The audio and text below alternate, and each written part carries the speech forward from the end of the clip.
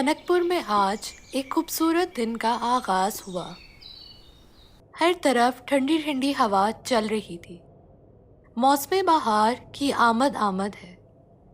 हर तरफ फूल खिले हुए हैं। परिंदे चहचहा रहे थे। छोटू और ढोलू दद्दू से मिलकर स्कूल जाने के लिए घर से निकले। इतने में छोटू को लड्डू की खुशबू आने लगी। छोटू ने ढोलू से कहा, बाबा रे ढोलू, अगर मुझे लड्डू खाने को मिल जाए तो मजा ही आ जाए। जिंदगी तो हसीन हो जाएगी। अभी वो बात ही कर रहे थे कि दोनों की नजर बब्बन चचा की दुकान पर पड़ी।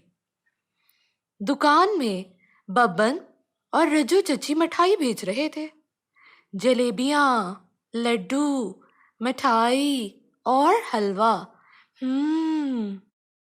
हर तरफ खुशबू ही खुशबू थी। छोटू ने कहा, वाह रे वाह, आज तो मजा ही आ जाएगा। अब हम ऐसा क्या करें कि हमें मिठाई खाने को मिल जाए। ढोलू सोच में पड़ गया। थोड़ी देर बाद उसे एक तरकीब सूझी। उसने छोटू के कान में सरगोशी की और वो दोनों हंसने लगे। छोटू ने पत्थर उठाया और दुकान में फेंक दिया। वो पत्थर रज्जू चची के सर में लगा। रज्जू चिल्लाने लगी, स्यापा, मार दिया जालिमों ने, मार दिया मुझको। और फिर रोने लगी। बब्बन को कुछ समझ में नहीं आया कि हुआ क्या। बब्बन जब रज्जू की चोट देखने के लिए मुड़ा, इतने में छोटू और ढोलू मिठाई चुराकर भाग गए। रज्जू चची ने उनको देख लिया था। वो जोर जोर से चिल्लाने लगी, रुको रुको, चोर चोर, मिठाई चोर, मिठाई चोर, हाय मेरी मिठाई, हाय मेरी जलेबियां। रज्जू चची और बब्बन दद्दू के पास शिकायत लेकर पहुंच गए और सारी की सारी कहानी सुना डाली। दद्दू को बहुत अफसोस हुआ। दद्दू ने रज्जू चची से माजरत की और फिर सोच में पड़ गए। उन्होंने सोचा कि अब इन बच्चों को मारने से तो कोई फायदा नहीं। अब मुझे कुछ और ही सोचना होगा। मार से आखिर कब किसको फायदा हुआ है। स्कूल की घंटी बजने लगी। मास्टरनी जी ने बच्चों को बहार के मौसम के मुतालिक बताया। अब वो गुनगुनाने लगी, बहार आई, रंगों की बरसात आई। बहार में फूल ही फूल होते हैं और खूबसूरती ही खूबसूरती। क्यों ना इस बार मौसम बहार में इसको मनाने के लिए स्कूल में एक कलर डे का इनकाद किया जाए, जिसमें सब तालिबे इल्म सब्ज रंग के रिवायती लिबास पहनकर आएंगे। इस पर सब बच्चे खुश हो गए और तालियां बजाने लगे। वापसी पर छोटू ने कहा, ढोलू, कुछ सोचा तुमने? ढोलू ने कहा, मैं क्या सोच सकता हूं, तुम ही तो कोई तरकीब बताओ। छोटू ने कहा, ए ढोलू, हमारे पास तो सब्ज रिवायती कमीजें हैं ही नहीं, अब हम क्या करेंगे? ढोलू ने कहा, चलो घर जाके सोचते हैं कुछ। घर गए तो दद्दू सोफे पर बैठे थे। दद्दू बहुत परेशान नजर आ रहे थे। उन्होंने ढोलू और छोटू को बुलाया और उन्हें बहुत प्यार किया। वो हैरान हो गए, वाह, आज मार की बजाय प्यार मिलेगा हमको। दद्दू ने कहा, बेटा, एक बात याद रखना, इंसान को वही कुछ मिलता है जो वो करता है।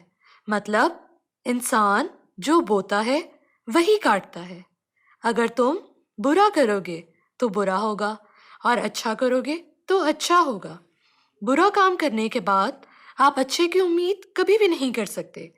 अगर आज तुम किसी की मदद करोगे तो कल कोई तुम्हारी मदद करेगा, लेकिन अगर आज तुम किसी की मदद नहीं करोगे तो कल तुम तन्हा रह जाओगे बिल्कुल। और याद रखना, बुरा काम करने वाले के पीछे कर्मा लग जाता है। कर्मा, ये क्या होता है? कर्मा एक ऐसी बला है जो बुरा करने वाले का पीछा नहीं छोड़ती। छोटू और ढोलू को कुछ समझ में नहीं आया। और वो दद्दू से मिलकर बाहर चले गए। ग्राउंड में जा ही रहे थे कि छोटू का पांव फिसल गया और वो जमीन पर गिर पड़ा। इसके पांव में चोट लग गई थी। ढोलू ने कहा, कहीं कर्मा की वजह से तो तुम नहीं गिर गए? छोटू ने कहा, अरे नहीं नहीं, ये कर्मा वर्मा कुछ नहीं होता, अब तुम मुझे मत डराओ। अब वो खेलने के लिए ग्राउंड में चले गए। ढोलू बाकी बच्चों के साथ खेलने लगा और छोटू दरख्त के नीचे बैठ गया। उसके पाँव में चोट जो लगी थी, अब वो कहाँ कुछ खेल सकता था। अचानक ही ढोलू ने गेंद उछाली तो वो गेंद छोटू के सर पर जा लगी। ओए माँ, मेरा सर! मार डालोगे क्या? अभी तो मैं गिर कर आया हूं और अब एक और चोट। अब दोनों को दिल ही दिल में कर्मा से डर लगने लगा था। दोनों मिलकर ग्राउंड से बाहर निकले और सड़क पर चलने लगे। इतने में एक तेज रफ्तार गाड़ी जूम से आ गई और इन दोनों से टकराने ही वाली थी कि अचानक बब्बन वहां आ गया और बब्बन ने इन दोनों को बचा लिया। बब्बन ने कहा, बुरा करने वालों को कर्मा कभी नहीं छोड़ता। अब तुमने बुरा किया है तो देख लो क्या हो रहा है तुम्हारे साथ। अब छोटू और ढोलू को वाकई कर्मा से डर लगने लगा। छोटू को याद आया कि किस तरह उसने रज्जू चची को पत्थर मारा और अब उसको खुद भी चोट लग गई। अब छोटू और ढोलू को समझ में आया कि दद्दू क्या समझाना चाह रहे थे कि कर्मा किसी को नहीं छोड़ता, इंसान जो बोता है वही काटता है। और वो दोनों रज्जू चची के घर चले गए। अब खिड़की से झांकने लगे। रज्जू चची कपड़े सिलाई कर रही थी और सर पर पट्टी बंधी हुई थी। छोटू और ढोलू को बहुत शर्मिंदगी हुई। ढोलू ने कहा, हमने सिर्फ थोड़ी सी मिठाई के चक्कर में रज्जू चची को पत्थर मार दिया। ओहो, ये तो हमने बहुत गलत किया। वो तो जख्मी हो गई। सिर्फ चंद लड्डू की खातिर इस कर्मा को हमने पीछे लगा लिया। अब हम क्या करेंगे? किस तरह से इस कर्मा से जान छुड़ा ली जाए? दोनों ने रोना शुरू कर दिया। छोटू ने कहा, अगर रज्जू चची ने राजा जी को शिकायत लगा दी तो राजा तो हमें सजा दे देगा। क्या पता शेर के पिंजरे में ही डाल दे। मुझे तो डर लग रहा है। और फिर दोनों गले मिलकर रोने लगे। दरोगा इलाके की सैर कर रहा था। अरे ऐ लोगो, मुझे पहचानो, कहाँ से आया, मैं हूँ कौन, मैं हूँ कौन।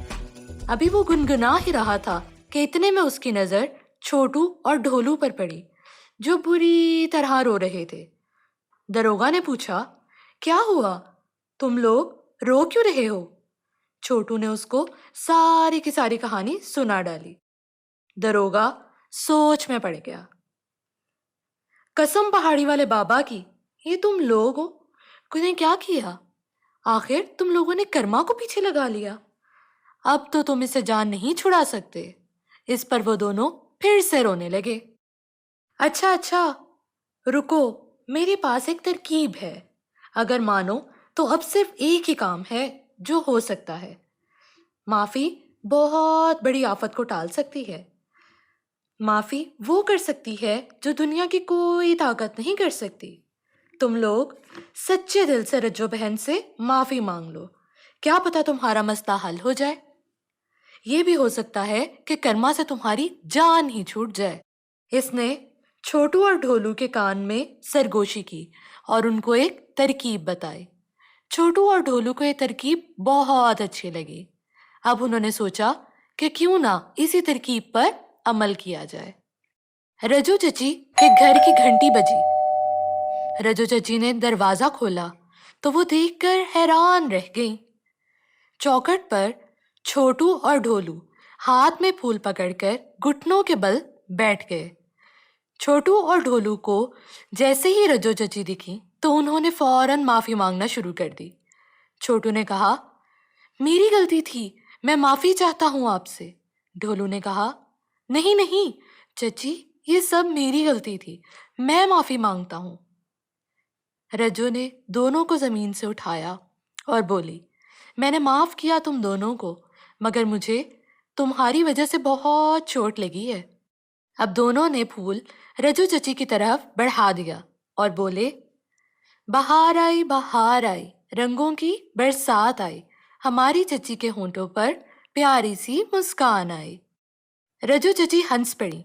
अब दोनों घर की तरफ चल दिए। शाम के वक्त छोटू बोला, ढोलू, अब हम क्या करेंगे? हमने कपड़ों का इंतजाम तो किया ही नहीं। हम कल आखिर क्या पहनेंगे? ढोलू भी सोच में पड़ गया। इतने में दरवाजे पर दस्तक हुई। दरवाजा खुला तो सामने रजू चची खड़ी थी। हाथ में बड़ा सा थैला था। रजू चची ने छोटू और ढोलू को आवाज लगाई। दोनों चची को देखकर हैरान थे। चची ने थैला बच्चों की जानिब बढ़ा दिया और बोली, ये मेरी तरफ से तुम दोनों के लिए मिनी होली और कलर डे का तोहफा है। छोटू और डोलू बहुत खुश थे। उन्होंने थैला खोला। बाप रे बाप, सबज रंग की रिवायती कमीजें, वाह वाह वाह, आज तो खुदा ने उनकी मुराद पूरी ही कर दी।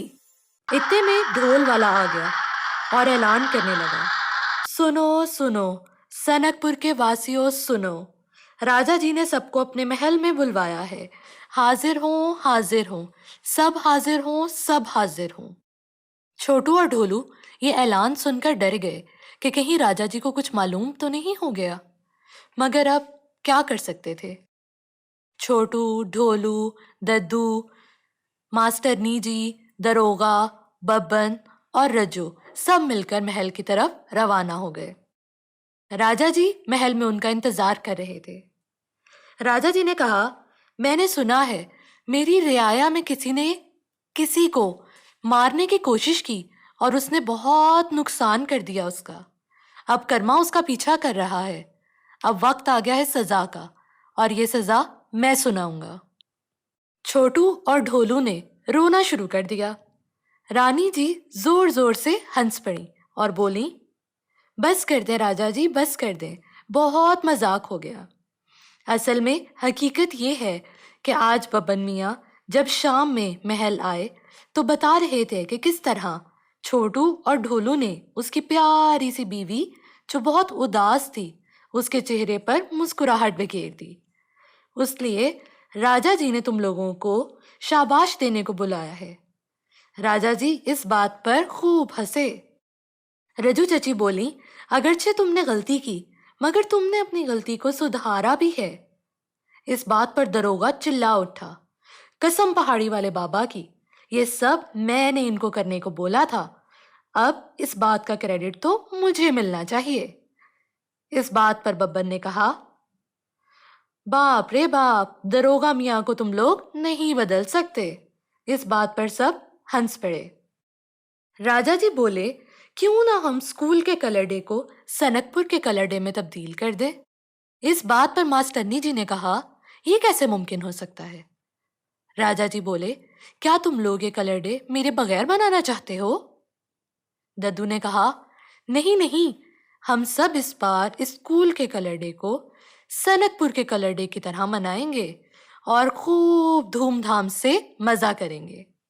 ये बात सबको बहुत अच्छी लगी और सब ने मिलकर खुशियां मनानी शुरू कर दी।